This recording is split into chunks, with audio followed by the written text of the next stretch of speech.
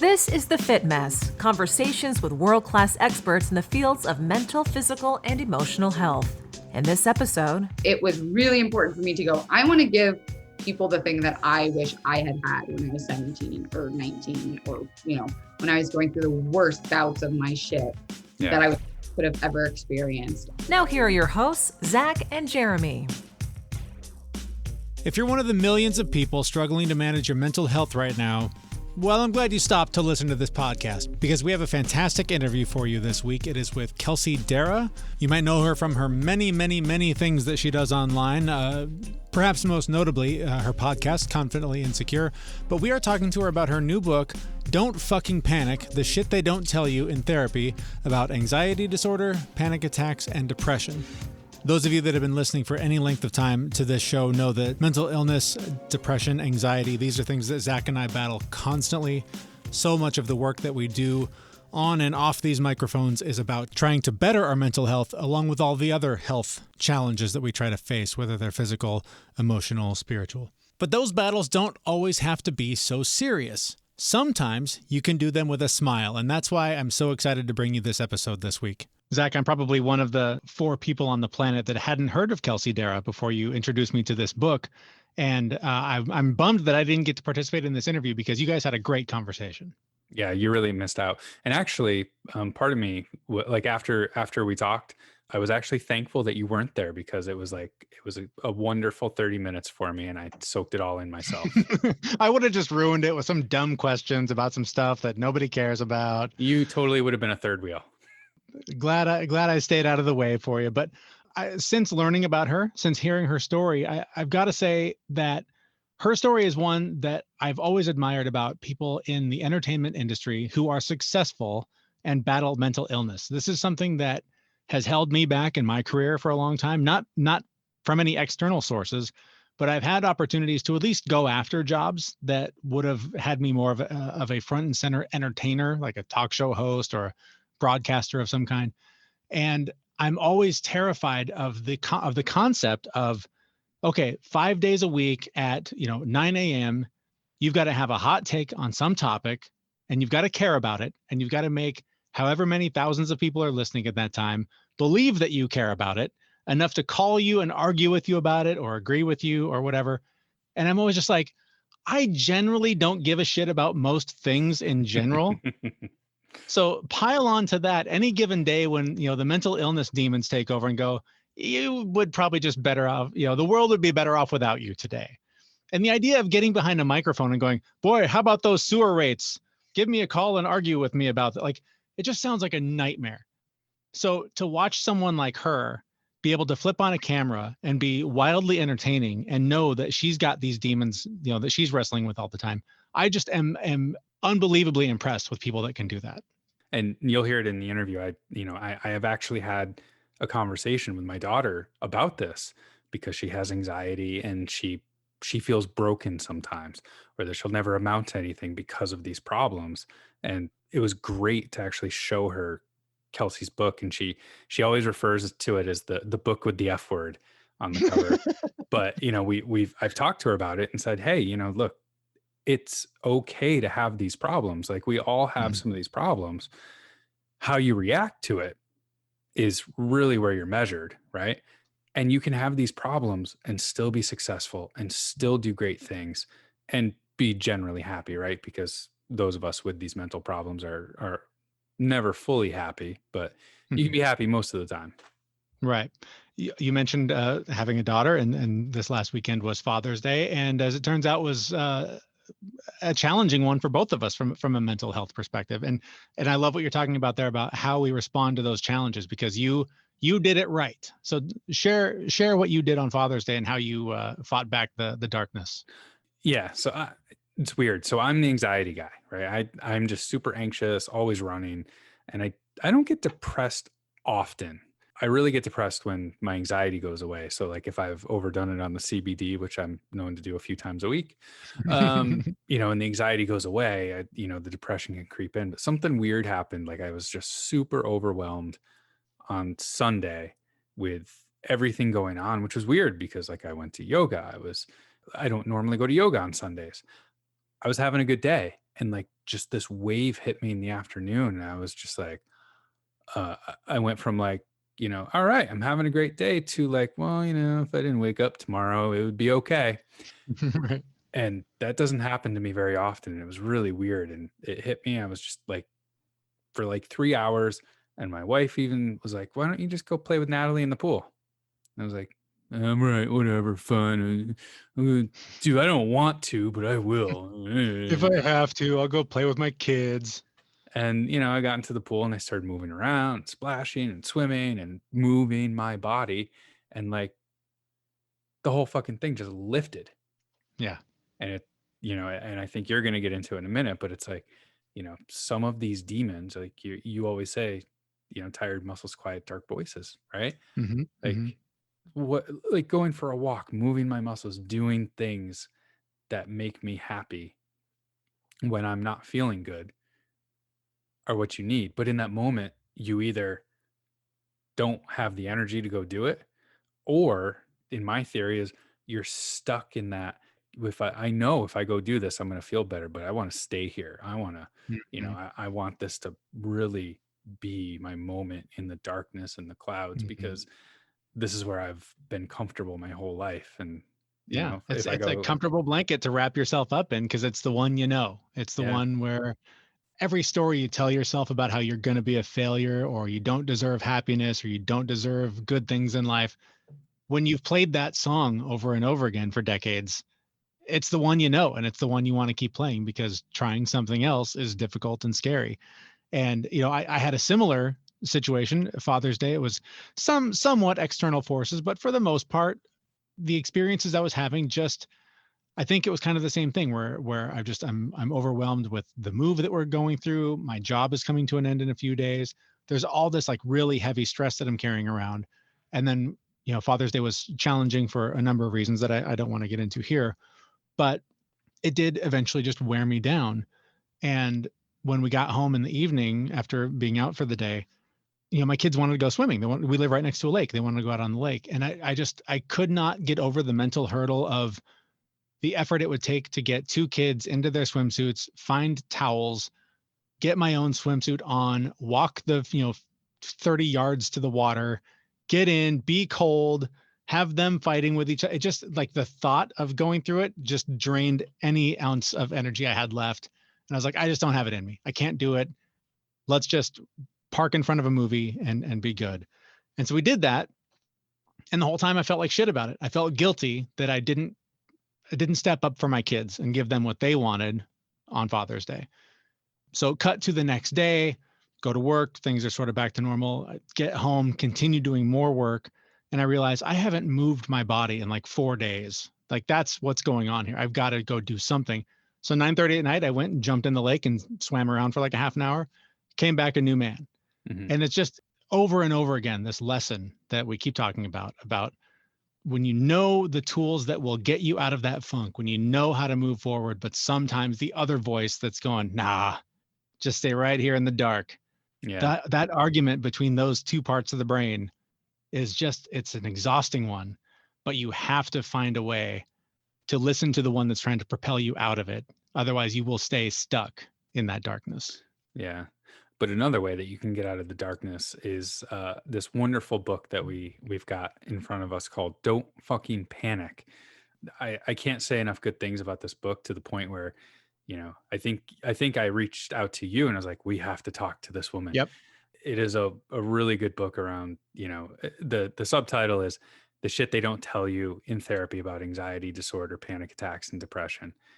And this thing is like a masterpiece of all the crazy, weird shit that comes up in the lives of people living with mental illness and how you can get through them. And it's fun. It's written by a comedian, Kelsey Darragh, who is just fabulous. And we had the opportunity to talk to her about her book and about mental illness and about a couple of other things. Wonderful conversation.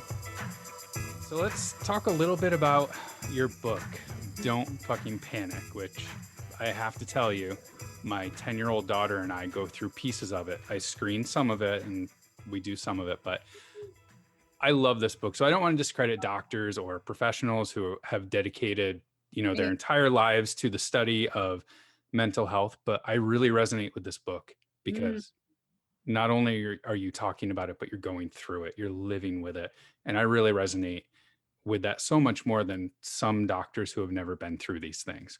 So I'd love it if you could just start off with, give us a little bit of a background on your background and, what led you to write this book. And I have to imagine there was a slight amount of imposter syndrome as you were writing this. You don't say. There's a whole chapter about that imposter syndrome. First of all, thank you. Thank you for saying such nice, wonderful things, and also for giving even just the platform to speak about this stuff, especially being a dude. I think that's so valuable and needed. So right off the bat, kudos to you. You're great. Thank you. Yeah. So for the book, it was I first of all dropped out of 3 colleges. I don't have the best vocabulary. I, never I could never in my wildest dreams have imagined that I would be able to write a book. So the fact that it even was a thing that was produced and people got is still I wake up every day and I'm like, what the fuck? How the fuck did this happen? But this book is unique in that, like you mentioned, it is written from the point of view of someone who has been through this. And when I say been through this, I mean the highs, the lows, that medication, this medication, inpatient rehab, outpatient rehab, suicidal ideology, and misdiagnoses. It was something that when writing the book, I had firmly always believed that my, I'm making quotes, mental health disorder started at a certain point in my age in life, that I was always talking about online, like at BuzzFeed, in the videos I made. I'd always reference this one point of when I was 17 on an airplane and had my first panic attack. And I was like, that for sure was the beginning of my journey.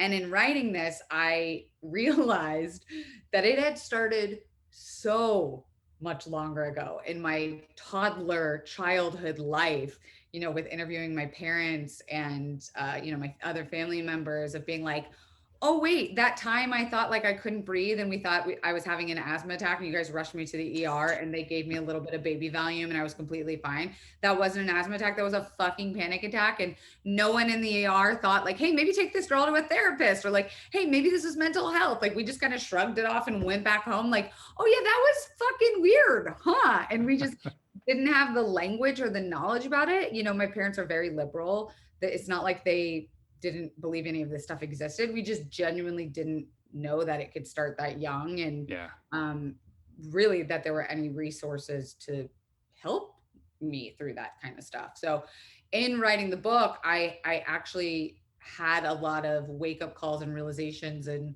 therapeutic moments of validation and recognizing, how long I actually have been in the mental health gang, as nobody says. But yeah, that's kind of my backstory into how I got started on writing the book. But just in terms of mental health, I always like to go through my diagnoses of generalized anxiety disorder, panic disorder, major depressive disorder, misdiagnosed bipolar, got ADHD, starting to come to terms with some more diagnoses of just depersonalization, derealization, those things that I'm seeing more mainstream and going oh yeah, hey, better late than never.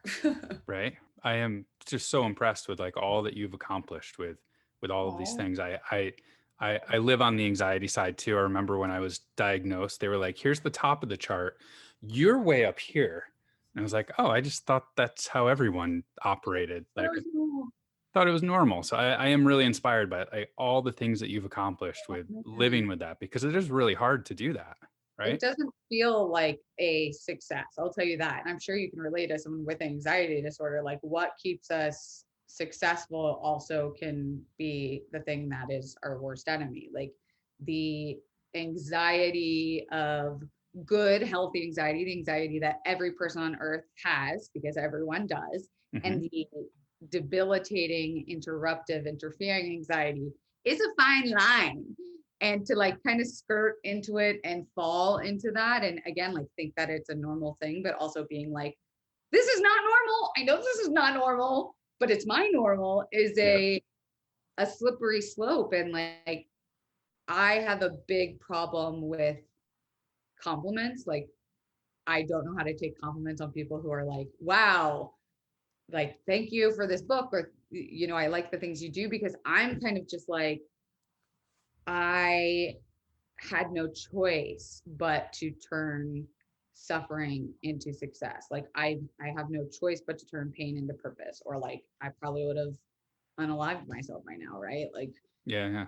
and it's always something, it's a daily thing that you have to fight against. And not fight, I don't mean fight, but you have to Manage. I've always said the day that I realized that I had to stop fighting my anxiety and be friends with it, Woo, acknowledge it, woo, thank it.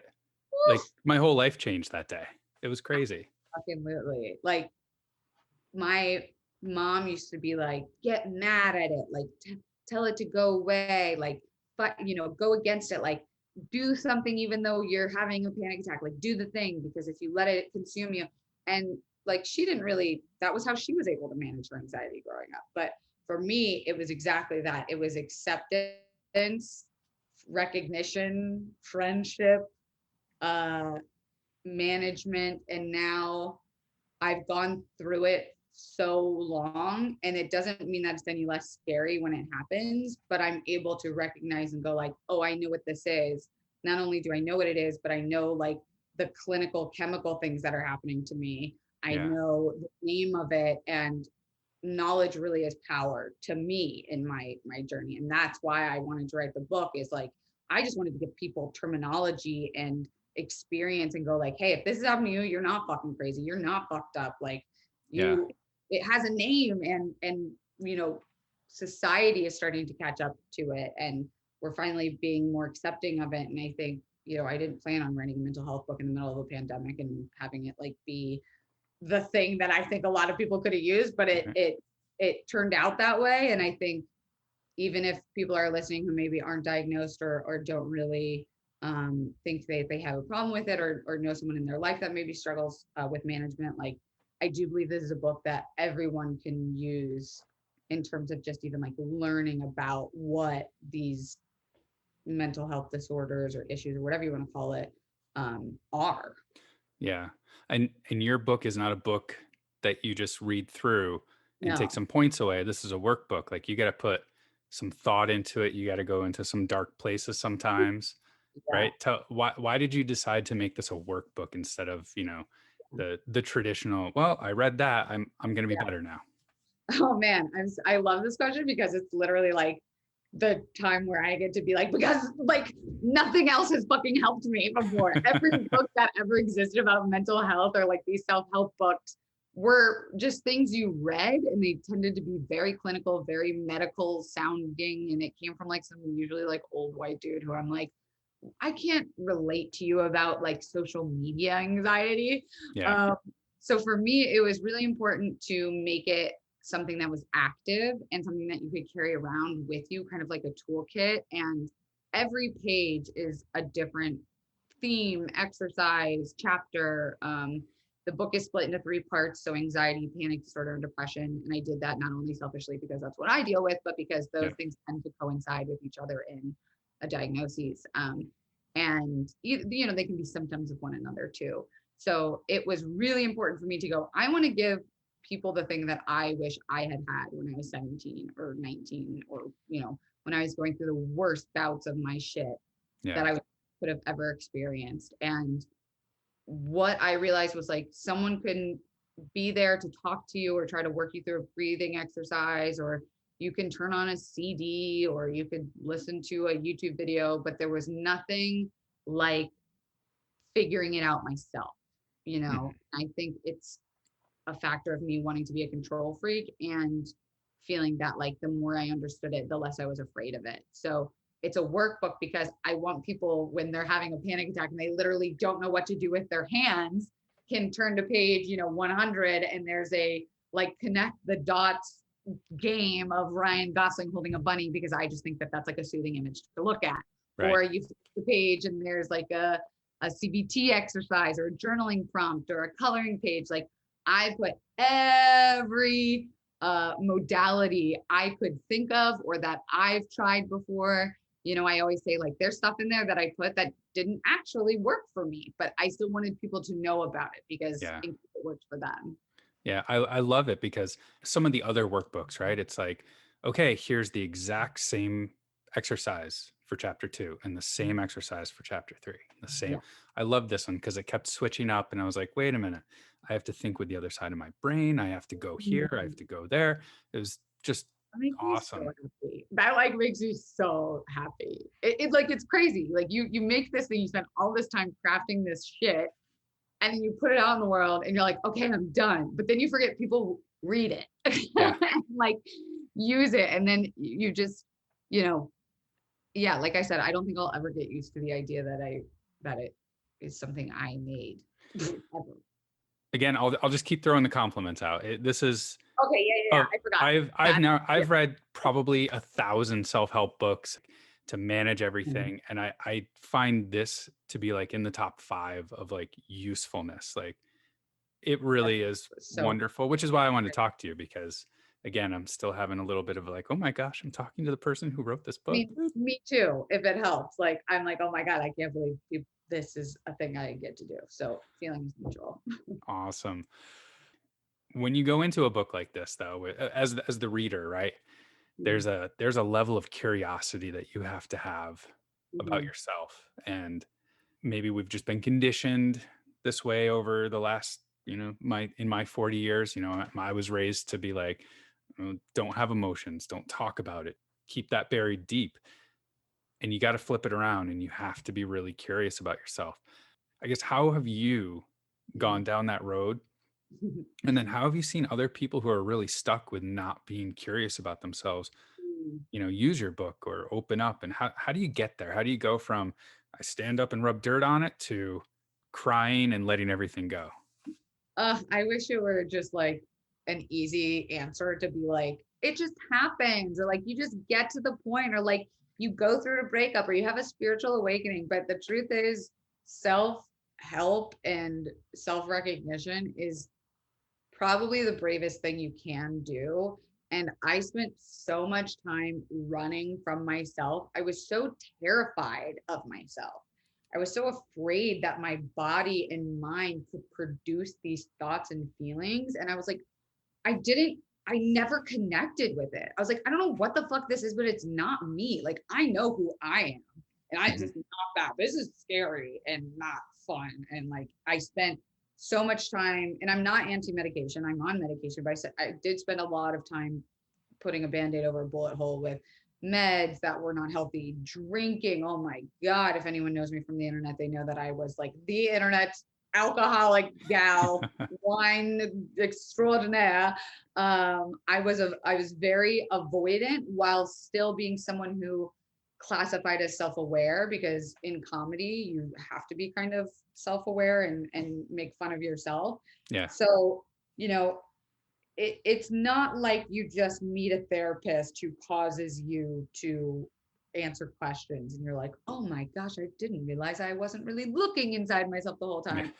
It is I don't want to scare people away, but like you know what rock bottom feels like. Like you hit a place where you're like, I'm either going to unalive or I'm going to move and do something different. Yeah. And it was baby steps of course, going to therapy and talking to people about it, but making the decision to actively inject self-care and self-help into my life. And I hate to say self-care because people think it's like level that. I don't mean like self-care that way. I mean like the deep inventory of trying anything. So it was throwing shit against the wall. It was journaling at one point. It was meditating at another point. It was yoga. It was getting sober. It was cutting out this toxic person. It was trauma informed therapy. It was an amalgamation of just being like, what the fuck helps and makes you feel better. And it was not an easy overnight thing. And I don't want people to expect it to be, but just having the bravery and recognition to even go forth into a step of being like, maybe every morning I'm going to say a mantra at myself in the mirror. That sounds fucking stupid, but I'm going to try it. And guess what? I say mantras every motherfucking day now. And they are my favorite thing to come back to and just go like, oh yeah, yeah, this is a thought I'm having and not a fact that exists. And being able to separate yourself out from stuff like that is only things I learned by actively deciding I'm going to figure this out, and making air quotes again. Like, Yeah. I want to have a better life. I want to be a better version of myself. Yeah. Yeah. I've experienced so many times 5 years ago, looking at something that I'm doing now, 5 years ago, I've been like, are you fucking nuts? Why? You're LA crunch, stupid. fucking yoga Yeah. bullshit. But then And you're like, God damn it, I am that person. I don't like it, but it's like, yeah, I love it. it's amazing how like being a little curious, trying new things, even if it sounds stupid, can sometimes be like this amazing thing. So you've unpacked a lot of past trauma, but you just had something happen to you recently that like Yes. had you dive back into your book. Can you tell me a little bit about that? I mean, you are getting the exclusive. I'm kidding. But like, yeah, this is something I've not talked about really beyond just like posting to social media, but we had someone break into our home when we were sleeping and rob us of a bunch of valuables, tons of equipment and computers and money's worth of things, and some, sentimental items that are like irreplaceable Oh, things. that's so terrible. It's annoying. It's never a good time to be robbed. It's Yeah. anger inducing. Like, I'm not so much sad as just fucking annoyed and mad and like, God damn it. You're just like, Yeah. oh, this is never a good time to be robbed. So yes, this last week has been a collection of moving, packing, finding a new place, dealing with management, dealing with the detectives. They found the guy, but they haven't found our stuff yet. Like, it's just been like, it feels like a movie scene in the last week that this has happened. But the first thing that happened, even after all my years of being a mental health advocate and like therapy, the first thing was I completely fucking spiraled. I completely went to black and white thinking. What did I do to cause this? What could have I done differently? Do I deserve this?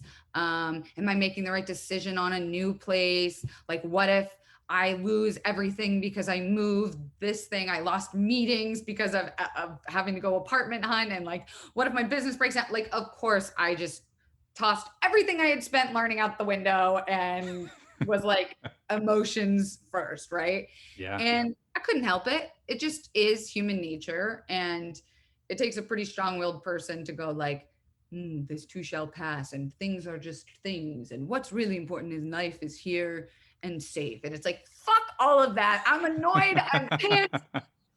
Everything's is shit. But like, truly, I had to crack open my own book because I got to a breaking point where I just felt like I recognized so much of this experience needed to be seen through a lens of, this is an unusual thing. This is not how my life is. This is not how it normally is. I have to be able to separate the stress of just daily life and just being able to go like, is this stress actual like life stress, or is this the circumstantial stress? And just because it's really hard right now does not mean it's going to be hard forever.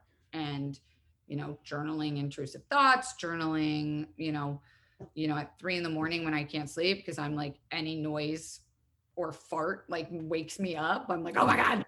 And being like, is this true, or is this the circumstance that has happened to me causing me to feel this way? And it's about exactly what you're saying, being just a little curious, like, maybe this isn't actually me, but is a symptom of what's happening to me. Yeah. I didn't have quite as traumatic of an experience, but we have a pool, and I turned the lights on for the pool the other night, and the whole filter, the whole thing shut down, and it was like some circuit blew somewhere. Oh no. And my daughter was having a pool party the next day. Oh no. Which was kind of set me over the edge, but it was like just that one little thing, and same thing happened. Like, I started spiraling. I was like, my life sucks. I'm terrible. Oh yeah. All of these really negative things. And it took a few minutes. Let's breathe. Let's put all the things in. It's just a pool. So kids are gonna have fun no matter what, because don't need too much to make kids happy, I feel like. yeah, no, it's at her age, she's 10. And like I said, we go through your book in little bits and pieces. I can't believe that. After I go through and like, okay, well, here's an exercise, and I maybe put it in a 10-year-old voice for her. Yeah. Oh my gosh, that's so cool. But, and I'll throw another compliment at you, because we've talked about you a couple of times, and showing her, another woman who is successful, doing great things, but also has anxiety, also has these things. Like you just learn to manage it, and you can do these great things with it. So cool. And that's so cool. You're talking to your 10-year-old about mental health. Like, I've been talking about this in interviews as long as I can remember, about being like, why do we not start this in kindergarten? Why is this not part of a curriculum that maybe we learn as like very small kids, like, oh, this is angry, this is sad. But then like, okay, so what if I can identify emotion? What the fuck am I supposed to do with it? And when you get to middle school, it's like all of them combined and combust with hormones and fucking boys and shit. It's like, that's so cool that you're having that conversation. Like, what a chain breaker. Like, what a cool thing you're doing. Thank you. My parents didn't do it with me, and I remember struggling, and I wish I had had your book when I was, younger. So I want to prevent so much pain from her. Yeah. So. Yes. I think like you and I, like our generation really is that change, right? Like, yeah. Same with my parents, not necessarily that they just didn't know, and they were also shunned to be a certain like cis hetero type of American couple. Like, I don't blame them, but it's been really interesting to go back and talk with them about it, and talk with them about like chapters in the book. Like, the book has a lot of adult subjects like masturbation and drug use, but listen, it's a conversation that I am not ashamed about my parents hearing about, because if it's helping other people, then like that's all you can hope for when writing something like this, Yeah. And again, I'll say it again. I really do love the book, and I really appreciate all the work that you've done. As we're wrapping up, is there anything that we didn't mention, and where can people find you if they don't already know who you are? Oh man, I'm just Kelsey Darragh on all the things, all the socials. I've got a podcast of my own called Confidently Insecure, where we are not afraid to ask the silly questions, and it's a podcast where we're absolutely sure we don't know everything. We do a lot of mental health stuff. We actually just did a whole month of mental health in May, talking about everything from ADHD to therapy, bipolar experience, and mania. So I highly suggest if like you like this kind of content, definitely check that out. And yeah, I guess buy the book. That would be cool. Yeah, of course. I mean, obviously. Yeah, obviously. Yes, buy the book. This has been so cool. All right. Well, thank you so much for taking the time and to talk with me. I know this is going to go out to a lot of people, but this was really for me. So thank you so much for taking that time. Same. This is great therapy. I appreciate it. All right. That was our conversation with Kelsey Darragh, the author of Don't Fucking Panic, the shit they don't tell you in therapy about anxiety disorders, panic attacks, and depression. All of the links to her website will be in the show notes on thefitmess.com. You can go click on it there.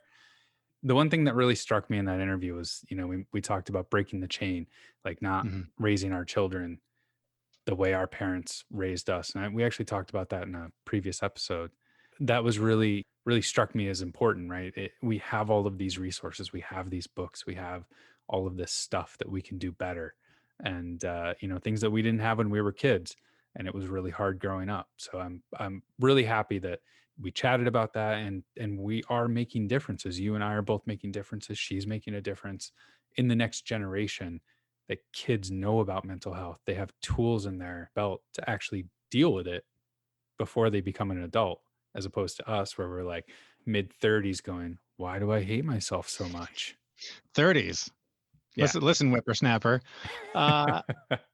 Yeah, I that part stood out to me as well. That is such an important point, and I loved how she expressed that, she thought her mental illness issues began at one point, but it turned out to be many, many years earlier. And I think Yeah. for so many people that go on this journey of sort of self-exploration, self-improvement, or whatever, I think you'll find that whatever things are holding you back, whatever struggles you're having, the more you sort of peel back the layers of that onion, you find yourself when you're like 5 or 6 and going, oh shit, I can't believe that had such a big impact, because you start connecting these dots. It's like if you start connecting the dots of how you got to the job that you have because you worked at the place before that, because you got the college degree, because you did well in high school, because when you go back and connect the dots that take you to where you are, wherever it is, whether it's mental health or whatever, it's just such an interesting map. And I think that the more we empower young kids to really be aware of their feelings, and I know there's a lot of guff about this online about being too touchy feely with our kids, but our feelings are important. They're what make us human beings. And if we are better able to process them and know how to manage them, they don't come back to haunt us 30 years later. And we don't spend the second half of our life unpacking all the broken, damaged pieces that we carried around for the first half. So I think that's really important. And I'm so glad to have someone like her really being a leader in this field and using her sense of humor to bring a light to, I think, what is a very important topic. Yeah. And the humor part is really important because there's dark places that you can go to when you're doing the self exploration, right? And Mhm. having the ability to laugh or smile while you're doing it is just absolutely critical. Like, I mean, Mhm. I remember going through other books that were just like, okay, let's examine your life choices and why you are the way you are. Mhm. And you're just like, oh, well, no wonder I am the way I am. And rightfully so. I should be a piece of shit because of all of that stuff. Like, like Right.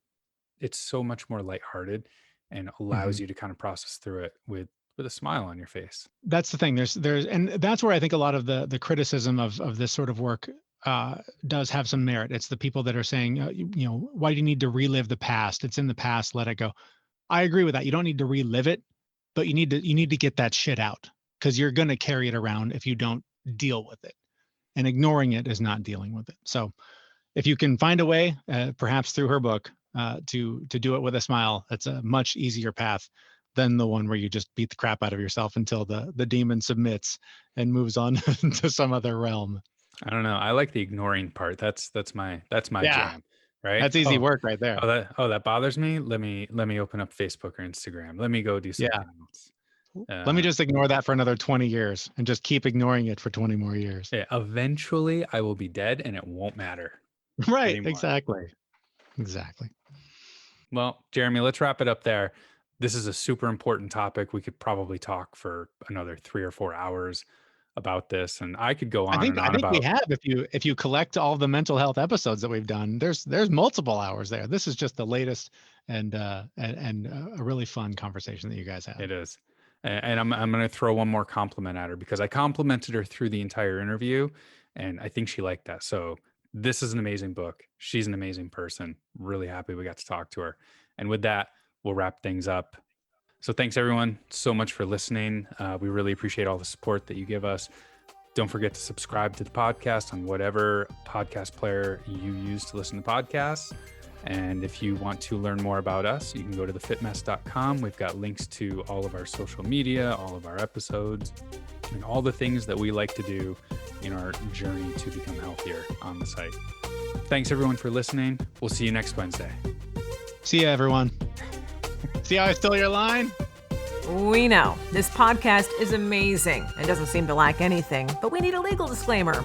Prior to implementing anything discussed in this podcast, it is your responsibility to conduct your own research and consult your physician. You should assume that Jeremy and Zach don't know what they're talking about, and they're not liable for any physical or emotional issues that occur directly or indirectly from listening to this podcast.